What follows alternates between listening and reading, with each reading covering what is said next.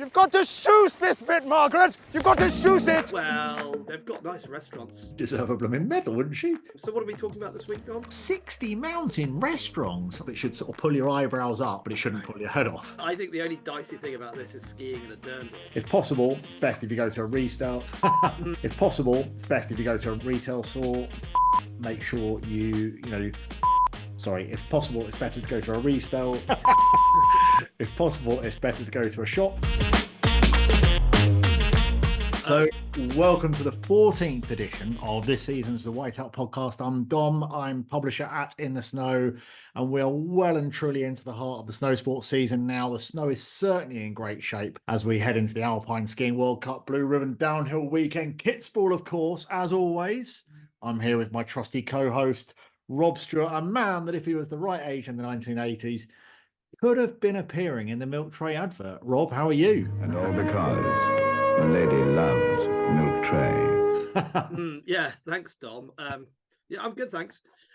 Yeah, contrary to what you might think, I don't need rescuing from a snowbound turret. Thanks very much. No, I meant the milk tray man, Rob, not the lady. Fair enough. I'm more of a lint man myself, Dom, I think. In fact, yeah, on my last trip to Switzerland, actually, before Christmas, I was 4 or 5 kgs, 4 or 5 kilograms over in my baggage limit coming back, all due to excess chocolate. Fortunate, yeah, I had a lot. Fortunately, I was flying with Swiss, and they understood. I just showed them the chocolate, and they were like, it's okay. Well, I'm sure the ladies in your life were very happy with you when you arrived, Rob, full of lint chocolate. Well, yes, absolutely. Although fortunately they didn't need rescuing, of course, because it's 2024, isn't it? Saying that, I would have liked to have been in those ads. Actually, that would have been fun. Just imagine. You can just imagine you in the milk tray ad. Might see you skiing down in your polo neck this week. So. Oh yes, that kind of woolly, really deep neck polo that they used to ski in. Rolled down, you'd look amazing. Yeah. So Rob, what have we got in store this week? What's in this week's podcast? You're right out in the Alps as we speak. Well, yes, we have got our usual ski news, and in the gear section we're specifically looking at helmets this week, and then our snow and weather roundup, of course, our resort focus, and our epic bucket list destination. But yeah, I'm actually in Leger at the moment after staying in Châtel and then skiing across the Port de Soleil area on a sort of dual destination trip. My luggage was taken across for me. I was going to say, did you have your wheelie case behind you? No, it's a really cool way to see two places and ski between them. Yeah. And right now I'm in a new British-owned chalet hotel called Blythe, or Chalet Hotel Blythe, right in the centre of Leger. Oh, right. It's very cool, and it even has its own underground car park accessed by a car lift. It's very James Bond. Shut up. Are you serious? Yeah, it's very cool. So you are. This is where the milk tray man must have stayed, surely. Yes, exactly. But actually, anyone could stay here. Just check out summitspecial.co.uk. But later, I'm heading to the Montreux Comedy Festival and the mountain version, anyway, here in Leger for a whole evening of British comedy. I've got likes of Maisie Adams headlining tonight. Nice. Have to get a few sound bites from them, Rob, for the podcast. Maybe help some of your jokes. Yes, help some of my jokes. Yeah, we don't need them, Dom. Come on. No, actually, that is a good idea. It would certainly help my jokes a lot, I think. Oh dear. Anyway, on to this week's news. What is happening out there, Dom? Well, just before we get headlong into that, Rob, time to mention today's sponsors, Ski Independence and Canada's Alberta. The team at Ski Independence have been sending customers to Alberta ski resorts for almost 30 years. With oodles of personal experience, they know all about the best places to stay, the best travel options, and everything in between. From Banff's best après-ski locations to breathtaking scenery at Lake Louise, or how to get the best out of a multi-centre itinerary. They highly recommend road tripping up the spectacular Icefields Parkway between Lake Louise and Jasper for an experience like no other. And I can second that. Visit ski-i.com/Alberta to find out more about booking Canada's Alberta with tailor-made specialists, Ski Independence. You got to love them. Absolutely. We all love You skiing. gotta love that drive, right? Yeah, that drive is incredible. There's no two ways about it. As they say, an experience like no other, and I would go along with that for sure. So, thanks to Ski Independence, another week. We live to see another week, Rob. On to the news. Yes, on to the news. So, what's happening out there? Well, the Dolomites Dirndl Day ski day, Rob. That's for us, isn't it? Dirndls only.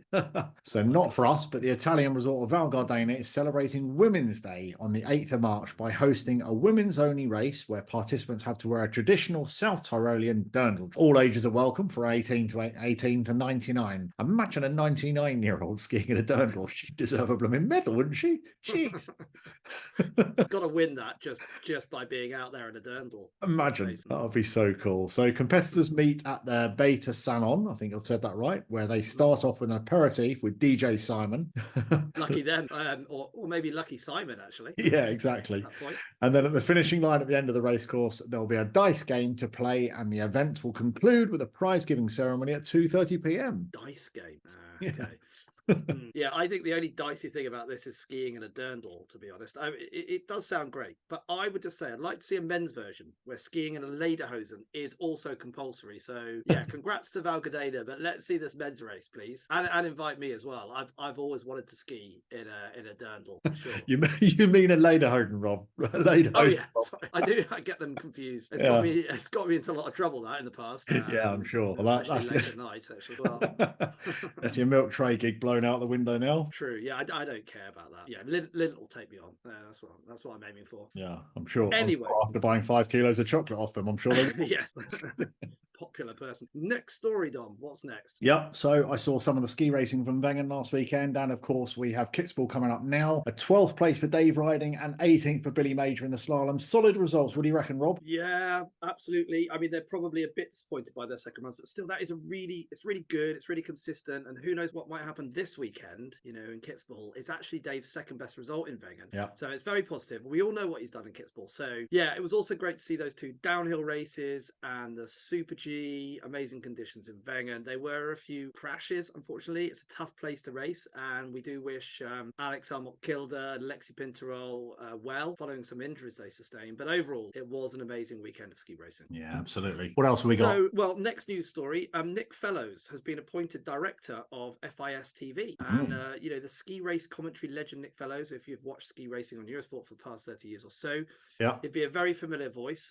It's slightly shockingly, anyway, for me, I didn't know about it, has left Eurosport and has been appointed director of the new FIS TV or FIS TV, FIS being the International Ski Federation, of course. Yeah. And this is a new live streaming channel, and we caught up with Nick, and he said this to us. Rob, hi. It's Nick Fellows here in Kitzbuhel, Austria, ready for the big races on Friday, Saturday and Sunday. Obviously, Dave riding in action on Sunday. Very exciting. Many thanks for getting in touch, and let me tell you a little bit about the new project that I'm working on. First and foremost, as a former ski racer and a broadcaster for over 30 years, to join the FIS is a real honour. It's an absolute pleasure to work with some highly skilled people across all of the departments and really get to understand ski sport from the inside as well as the outside. FIS TV, I've just been made the director of FIS TV, is all about giving access to ski racing where people have been unable to watch it. It's where Eurosport has done so well and where I've enjoyed over 30 years. But can you believe it? Canadian skiers win World Championship gold medals in Courchevel, and it's not live on Canadian ski. Michaela Schifrin wins her 94th victory here earlier this week, and you cannot see it live on American TV. So we are developing a plan where the FIS on a digital OTT platform will create access across the globe free of charge and provide every ski race, all of the training runs, backstage, and of course the big days themselves on a platform that will provide the best of the best commentary service, but also give ski racing fans snowboard fans, Nordic skiing fans, the opportunity to go backstage, meet the legends, have the legends in the commentary box, see the track, watch the training runs, go to the team captains meeting, and up close and personal interviews with the superstars, from ski jumping to park and pipe, from freestyle aerials to, of course, my speciality, alpine skiing. So it's a fabulous challenge. It's a brilliant opportunity, all set up by the FIS president, Johan Elias. Johan himself is very forward-thinking, a brilliant businessman, and knows that the digital revolution over the past decade will give us the opportunity to make sure that people across Eastern Europe, Bulgaria has a slalom skier in the top 10 in the world, and you can't watch him on the telly. If you cannot find it on the BBC, Ski Sunday only doing 6 shows, you come to FIS TV, and you can not only watch all of the ski racing, but you can also learn more about the ski racers, learn more about the industry, and get a full service, because that's who we are. We're the International Ski and Snowboard Federation, and we want to service our fans. Sadly, for many people, and the list is over the thousands, I will not be commentating on Eurosport anymore. It's a full-time position. I'm exclusively working for the FIS, but keeping a close eye on Ed Drake and the other brilliant commentators there, because I'll be building my own commentary team over the next couple of years, with FIS TV set to be launched after the 2026 Olympics. Stay in touch. Take care. Have a good weekend. So I guess we need to look out for the channel on fis-ski.com to see exactly what we can be expecting. Ski racing, obviously, but with the Discovery and Eurosport sort of merging, I guess they will be in competition with each other? Yeah, I guess so. I mean, Eurosport does cover a lot of live ski racing. I must say, I get a bit confused about the TV and the app and how that all works. I mean, last week for the Wengen Slalom, Eurosport TV, in my case anyway, they just didn't show the first run. It was a bit annoying. It was scheduled on TV. It just didn't bother to switch it from the tennis. Very frustrating. I could watch it on my phone, on the app, but not on my TV. It must be frustrating for the commentators. You know, new voices, of course, now joining Ed Drake, who is excellent. But it is annoying when you can't watch the scheduled show. So maybe Eurosport needs to watch out for this new channel. You never know. But no, absolutely. I mean, great coverage normally on Eurosport, and some of these little things sometimes are annoying, but generally, absolutely. Well, good luck to our guys for this weekend. It's exciting weekend ahead. We'll all be watching that, and hopefully we've got some decent news for next week then. Yeah, absolutely. I'm looking forward to this weekend and seeing what's happening in the races in Kitzbuhel. But what else is happening out there, Dom? So Southern Hemisphere news, because it's that time to start planning the 25 season, Rob. Love to go back to NZ for a ski. It's been a while, Dom. Right, so then head to Cadrona, which was already the largest skiing area in the South Island, but it became significantly larger again for the 2025 season, which generally runs from June to September. A brand new 6-seater chairlift opens up to 150 hectares of terrain in Soho Basin. Yep, not New Zealand's version of a red light district, just but a huge bowl that will offer both groomed and freeride terrain and will make Cadrona the country's largest skiing area. So that's pretty epic. Yeah, it does sound like a good reason to go back, Dom. I spent a bit of time there, long way back now, but there's some good terrain, and it's this new addition. I think it will make it one of the Southern Hemisphere's top ski destinations. I mean, I guess it already is, but this is kind of icing on the cake for sure. Yeah, absolutely. I mean, we need to put a date in the diary for that one, Rob, because I've never been to New Zealand, and I've never been skiing in New Zealand, so it's a double whammy. We've got a bit of time to plan that. Next year, 2025. It will be a double whammy for me if I get out to New Zealand and get to ski there. Well, there you go. Why not go to ski in New Zealand in the winter? It's cheaper to fly there. You can still explore the country. Okay, it is beautiful in the summer, and it can rain a bit in the winter, but if you want to ski and explore the country at the same time, which is what I would recommend doing. I mean, don't just go there just for a ski trip to Cadrona, but do Cadrona for a few days and then go elsewhere. Yeah, absolutely. To go really, or even late season if you go. September time, starting to be spring in New Zealand. It's warmer in the north, so yeah, beautiful. So what else have we got? Well, just a really quick one for me. I recently heard that Andorra is not bound by the EU 90-day within 180-day rule. Oh. So let's do a season. What do you think? Why not? Get the kids through school, right? Yeah. The whole Brexit beep beep. I want to say that hasn't been sorted by then. Andorra would be a great place to do a season. Yeah, nice too right. Yeah, not too costly, relatively. Great skiing, nice vibe, lots of sun. Seems like we're welcome to stay as long as we like. Sounds like a bit of a just the small point of getting the kids through school, and then if I'm still fit enough and my knees are still holding up for a ski season, I'm in. Well, they've got nice restaurants and good wine. Yeah, exactly. Not that we would do that now.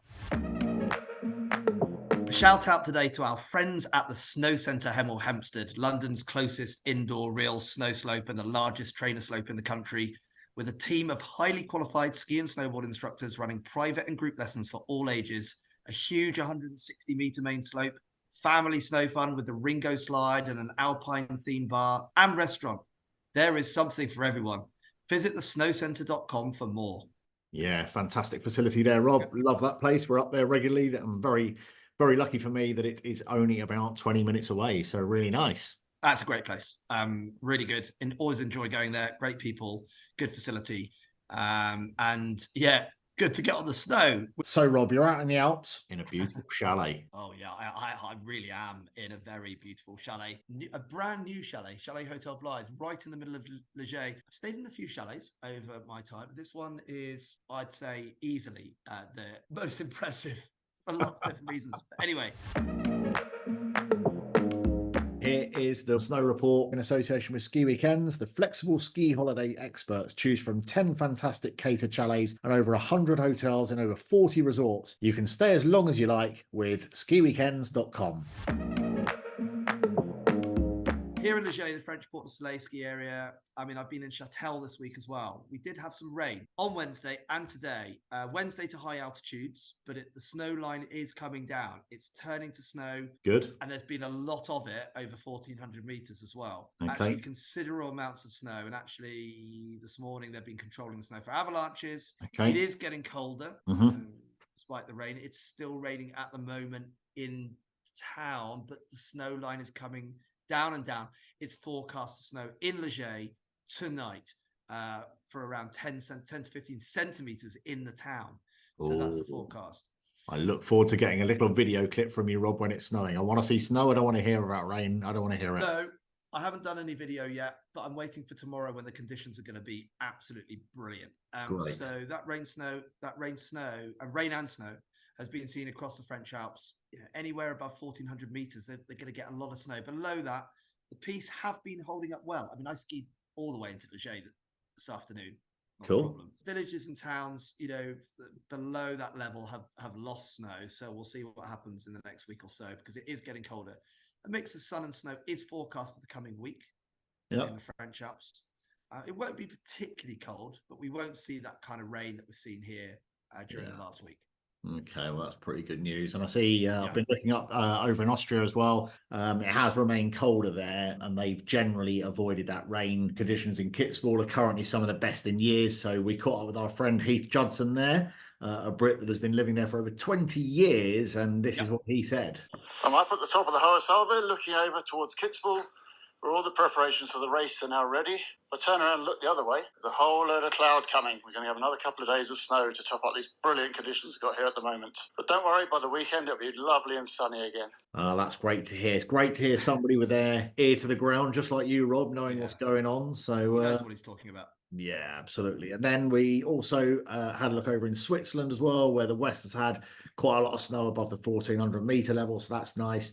A little bit of rain down below, but whilst the east has stayed a little colder. So things are generally looking pretty good there as well. Yeah, and I think generally a similar situation in Italy, where the West has had that more precipitation. It's a really complicated weather picture out there right now. And it's been a bit of a messy week in the Western Alps. Tough skiing conditions today, but that good news is that going forward, conditions are still good. The snow base is good, especially above that 1,500 meter line. Yeah. So, despite a couple of days of tricky weather, I think positive going forward. Yeah, absolutely. And Ben and Clow, who are out there on their 24 and 24 for In the Snow magazine at the moment, they've just left Salzy-Dou, where they had a great time skiing, and there was some fantastic pictures coming out of there. The place looked absolutely superb. Great ski conditions there. I think they did leave there with a little bit of rain down in town, but arrived in Serre Chevalier to more snow. They've lucked out. They've been skiing in snow all day, so conditions looking pretty good in Serre Chevalier. So that's really nice again to have people on the ground. And I've also seen some people out in Andorra with snow as well, which is good news. So yeah, I think in general the picture's pretty good. What about over in US and Colorado? What have they got there? Yeah, I think conditions are pretty good and fairly consistently cold temperatures now, and snow showers topping up the base sort of basically every day in Colorado. I don't think it's their most epic winter in a long time, but you know, it's certainly good enough. Very good. It's decent conditions. Well, it's a bit milder in the Californian resorts, but Lake Tahoe has had up to 70 centimeters forecast for the next week. So that'll be interesting to see if that hits. And business as usual over in Japan and Niseko, reporting powder snow and more to come. So pretty much every day seeing about 10 centimeters added to the base, which is quite nice. And a mixture of sunshine and snow showers over the next 2 weeks. So that sounds pretty good. And I'm heading out to Revelstoke and Sun Peaks in a couple of weeks. I know they've got a very cold snap at the moment, hitting up to minus 32 degrees out there, Rob. Can you believe that? Yeah, they're having one of their little cold snaps. But I think they are getting regular updates of snow there as well. So I think pretty good conditions out there. So that should be good. So that's out in British Columbia. But yeah, let's hope it warms up a little bit from minus 32 by the time I get there. That's for sure. I mean, it probably will. That sort of interior BC area tends not to get the ridiculously cold temperatures for very long. That you can experience further east and further north in Canada. So the snow will be amazing. Let's hope so. What about Norway? Oh yeah, Norway. I mean, it's had a great season so far, and temperatures are mellowing out a bit as well. So again, not so cold going forward there. You know, maximums of minus 4 or 5. Right, the likes of Halfjell near Lillehammer. Snow is forecast too. They've had a bit of sun, but snow is forecast, and then a bit more sun again. So probably right now, Norway has the best conditions in Europe, really. If you look at all of the altitudes, you know, from resort level to the top. I'll be joining you in the Clusaz on Sunday, where we will be together for the ski test. So let's hope that the weather stays good for that time. Absolutely, looking forward to that. And the Balm area of Le Clusaz, it's got a good altitude on it. It's got a great snow record. I think we're going to see some great conditions there, and certainly a lot more snow and base than we had at the same time last year. Fantastic. Well, that's great news. That's our weather roundup this week in association with Ski Weekends. On to our favourite section, gear.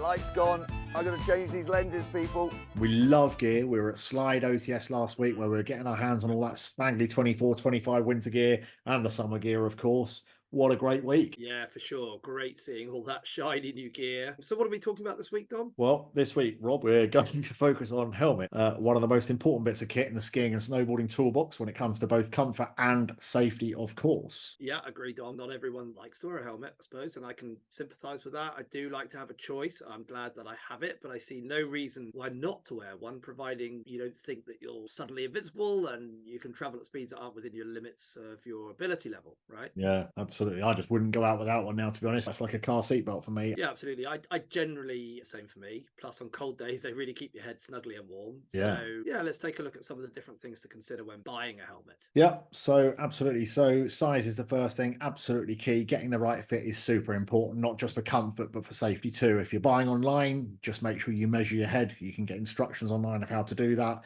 And often each manufacturer gives you a set of directions on how to measure your head. If possible, it's better to go to a shop and make sure it's a specialist ski retailer, something like Snow and Rock or Ellis Brigham or one of the independents like Finch's or Ski Bartlett, Ski Exchange, somewhere like that. Absolutely. Okay, so the next thing to consider is the type of helmet, and there's basically 2 main types with a third hybrid, like kind of combines the two. I mean, firstly, you've got hard shell helmet, and secondly, an in-mold. Without going into the technical differences of these types, I mean, broadly speaking, hard shells are lower cost and harder wearing, or hard wearing at least. Whilst the in-mold types provide lighter, but still strong protection and can handle better ventilation systems that are more active. In other words, you can control the ventilation. And then there's a hybrid, the hybrid helmets that kind of combine both the hard shell and the in-mold manufacturing techniques, which can provide both value and also functionality. Nice. And then there's different styles of helmets, right? Yeah, that's right. That's not purely fashion based, but of course, part of it is about that as well. Yeah, but generally speaking, the different styles, they all have a slightly different look too, including race with a full shell covering more of your face and sort of higher safety ratings. Free ride helmets that mostly have those softer fabric over the ears. Park helmets that generally have the peak at the front, and then normal recreational skier or snowboarders helmets There's also those sort of full face helmets that you've seen from the likes of the British brand Ruroc that make you look like a bit like a stormtrooper, if you like Yeah, that they're sort of look. crazy. They are crazy. Yeah. Yeah. In a And good then way. you've got those visor helmets as well, that integrate a visor that can be pulled down like almost like a goggle across your eyes, even over your glasses. Yeah, I'm right. There's a sort of evolution of that now with more of an actual goggle that's built into the helmet too. Yeah, exactly that. But as well as the style, there's some other features to consider as well, isn't there? Yeah, I mean, one of the main ones is MIPS, and MIPS. That stands for Multi-Directional Impact Protection System. Oh yeah, that's the sort of little round yellow badge, isn't it? You find on a lot of chunk of helmets Yeah. nowadays. Yeah, that's absolutely. So MIPS is a very established brand, and now many helmet manufacturers use it to build into their helmets. The idea is it's been proven to be very effective. It mimics the movement of the brain inside the skull on any kind of impact. So Right. one of the main risks with head injury is actually brain movement, not always skull fracture. I mean, see, that's quite bad. Yeah. But when the MIP system moves, it helps to slow down that movement inside the skull. Not by massive amounts, but it can be enough to make a real difference. Yeah, absolutely. And it's something I would normally look out for on a helmet. It's also worth mentioning the adjustability of helmets and how that works. Yeah, right. So perhaps the most well-known brand for that adjustment is BOA. It's like a round dial at the back of the helmet that can be wound up or down to tighten or loosen the helmet by pulling the plastic eco-skeleton inside the helmet. So quite a nice fitment. Yeah, crucial, obviously, to get that helmet feeling quite tight against the head without it being uncomfortable. Yeah, they say that when you pull your helmet off, it should sort of pull your eyebrows up, but it shouldn't pull your head off. Yeah, good info. I like that. So let's take a look at some of the different helmet options that you can buy right now. So we'll start with Sweet Protection. They're a favorite of mine. I like the Sweet Protection Igniter. It's called the 2VI MIPS helmet that comes in at £219. It's a lightweight hard shell with a MIPS built in. It's great for free riders. I've just got hold of that helmet, and it's just one of those things that just feels like solid quality. It's not the plushest helmet in the world. It's just got that real feeling of quality. So check that out at sweetprotection.com. Yeah, I would second that, Dom. Sweet Protection, very, very nice Norwegian brand. Another pretty high-end helmet is the Oakley Mod 5, I think, or MOD 5 MIPS, sort of packed full of tons of techie features. And again, it's got that MIPS built in. Very cool looking, as you'd expect from Oakley, right? Yeah. And it costs £221. And you can check that out at oakley.com. Yep. So that's a couple of expensive helmets there. But on the other end of the scale, you can go to the likes of Mountain Warehouse, where they've got a selection of helmets. I know that they've got Hard Nuts, a British brand, also currently at around 50 quid.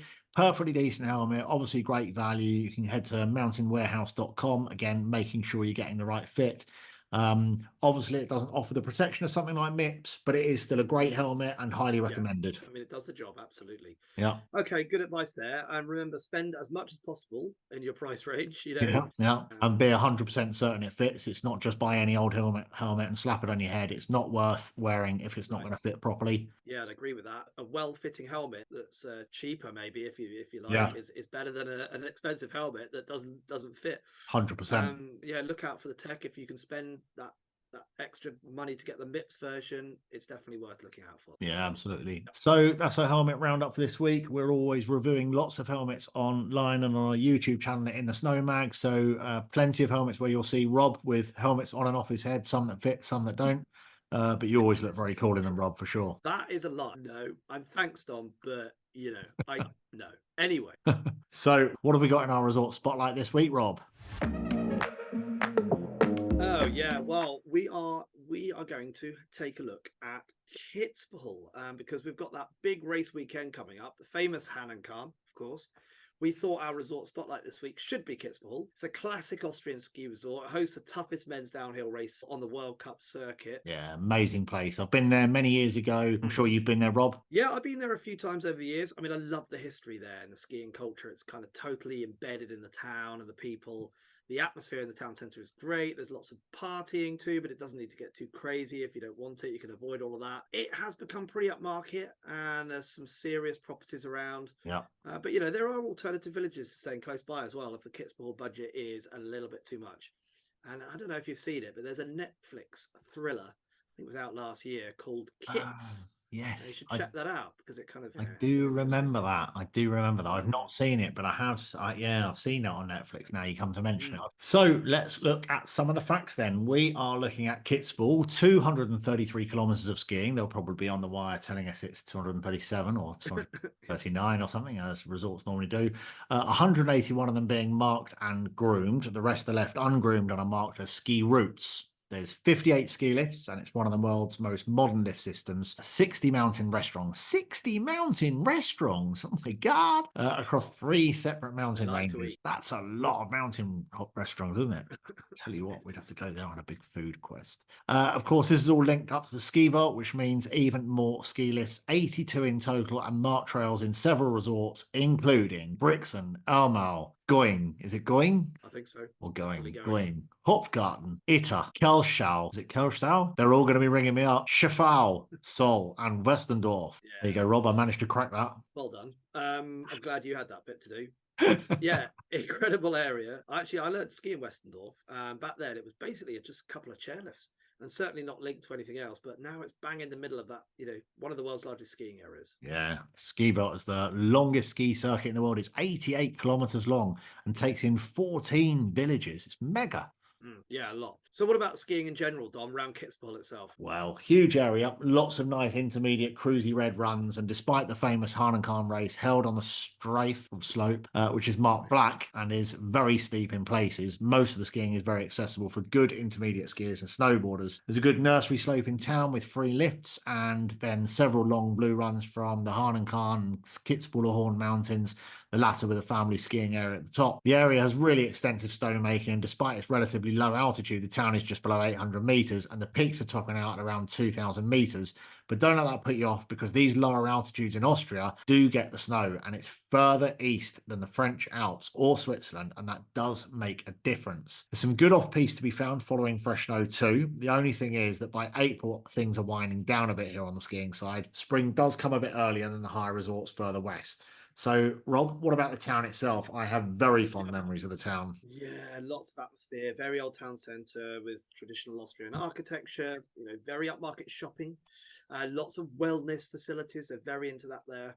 Yeah. When it comes to eating and drinking, there's a really good mix of traditional Austrian and also international cuisine. You can get sushi and steak and pizza and all of that sort of stuff. Nightlife here is pretty full on as well, but perhaps the Londoner pub is the most famous bar in town, worth a mention. Try to get in there over this weekend when the racing is on. It's definitely the place to go for a pint, and where the skiers go as well. Oh, what about getting there, Dom? You got any tips for that? Yeah, all the big tour operators go there. So the likes of Chris and Ingham's, plus a number of travel agents such as Ski Solutions and Ski Line feature the resort. Quick search online finds packages at just under £1,000 a person for a half board in a 4-star hotel for a week, flights and airport transfers. Okay, I mean, it's not the budget destination, is it? But standard of accommodation is very high there. Yeah. And actually, one of my bucket list goals is to be at the Hahnenkamm races one year. Not an easy one.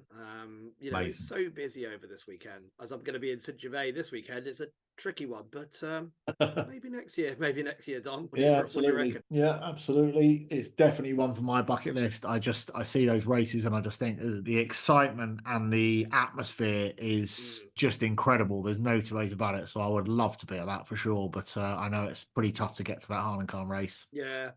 It's a busy. You just see the resort on TV, don't you? And how many people are there? It's incredible. Oh yeah. But like you said, that's why it has such a great atmosphere. So. Yeah, absolutely. And the weather's looking a bit tricky for this weekend. So imagine going to all that effort and getting out there and the race not happening. Hopefully not. Okay, on to our actual featured bucket list trip for this week then. What have we got in store, Dom?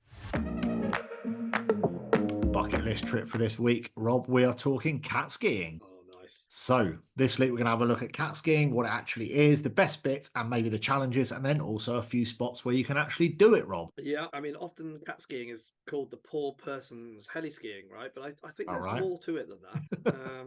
Well, there is. I mean, it's more eco-friendly. Yeah, Although perhaps converting machines to electric would massively improve that as well. for sure. It's safer. I mean, generally, not saying heli skiing is hugely dangerous, but obviously it has some danger to it. So it is safer, and it's significantly cheaper than getting into a helicopter. as Yeah, well. for sure. Absolutely. So let's start by explaining how it works. Those machines we all see grooming the slopes at night and ski resorts get converted with a cabin in the back, typically takes sort of 8, 10, 12 people. It's more popular in destinations that have large areas of backcountry terrain and lack ski lift access. You don't see much of it in the Alps because there's so much lift infrastructure there anyway, but I think Canada, America, Japan, those sort of places, and some of those lesser known skiing areas like in Southern Europe and in Central Asia. Yeah, exactly. And then the idea, pretty obviously, really, is to jump in and get driven up the mountain into backcountry terrain. And often the cat tracks, they're already there. They're sort of made by previous forays, I suppose, into the territory that's normally very well known to the operators. And of course, when it snows, they need to cut through all of that. But being snowplows by trade, that is not an issue. Yeah, and then when you get to the top, grab your skis and off you go. Normally, cat skiing operators have their own guides too. Immediately following the drop off, cat turns around, heads back down. You think it was pretty slow, but more often than not, by the time you get down in your skis, the cat's there, or at least it's pretty close behind you. Yeah, it's great. And of course, getting back into the cat means a rest and also a chance to have a snack and a drink too. It's pretty chilled, although it can be a bit noisy in those machines, sometimes a bit cramped. And that's where, I guess, with a helicopter, you'd spend less time in it than a cat. But again, the cost is just a different league. Yeah, absolutely. So let's take a look at a few places where you can cat ski, starting with British Columbia. Vast amounts of terrain in BC, but an area known as the Powder Highway that stretches from Kicking Horse in the north to Whitewater and Fernie in the south, and includes the likes of Revelstoke and Panorama, likely has the highest concentration of cat skiing operations in the country. There's 14 operators listed on the Powder Highway website, but Baldface Valhalla out of Nelson is a pretty interesting one. Have you know that one, Rob? Yeah, I've experienced that one myself. It's quite full on terrain, but sort of that typical BC open gladed stuff, fairly steep and relatively short runs, but it means a lot of quick turnarounds. It's a very slick operation. So yeah, check that out at baldface.com. Nice. What else have you got? Other ideas? Well, yeah, another really cool spot actually is North Macedonia in the Shar Mountains. Okay. Borders Albania and Kosovo. Really good value, easy to get to, and Shar Outdoors run a 4-star hotel there with 4 cat machines. Yeah, cat skiing is pretty popular here, and there's also operations in Kosovo and Albania. But I have tried Shar Outdoors, and they're a fantastic setup. You can check them out at sharoutdoors.com. I think they do a 5-night, 5-day cat skiing adventure, all inclusive, full board, drinks, everything, all in for about just over £1,000, £1,200, maybe something like that. So yeah, a lot of skiing, a lot of cat time, a lot of ski time, 4-star hotel. It's a decent hotel. It's food is good. Guiding's great, really, really nice people. So that's a cool thing to do. Cool, like that. And another one to look for is in Japan. I mean, so much powder, so much terrain. Japan does seem like the ideal place for cat skiing, to have access to deep snow and relatively small verticals in terrain that doesn't have ski lifts. So Niseko area is pretty popular. Several operations, including Shimamaki, operated by the Hokkaido Backcountry Club, Iwania cat skiing, and Vice cat skiing. But there's loads of others around the country, including in the Nagano region on Honshu Island. You can check out mintours.com, which I'll put in the notes for the Nagano side, and Hokkaido Backcountry Club for Niseko. Yeah, nice. That is definitely on my bucket list, Dom. Yeah. I think it's worth noting that countries such as Turkey, Georgia, Kazakhstan, there's a super cool looking area in the Altai mountain range close to the Mongolian border. Oh. It looks stunning. I mean, it's just when I was sort of doing some research and I found this place, and the pictures, you don't even know it's there. And this place is it's like British Columbia, but it's in Kazakhstan, close to the Mongolian border. Absolutely amazing. Wow.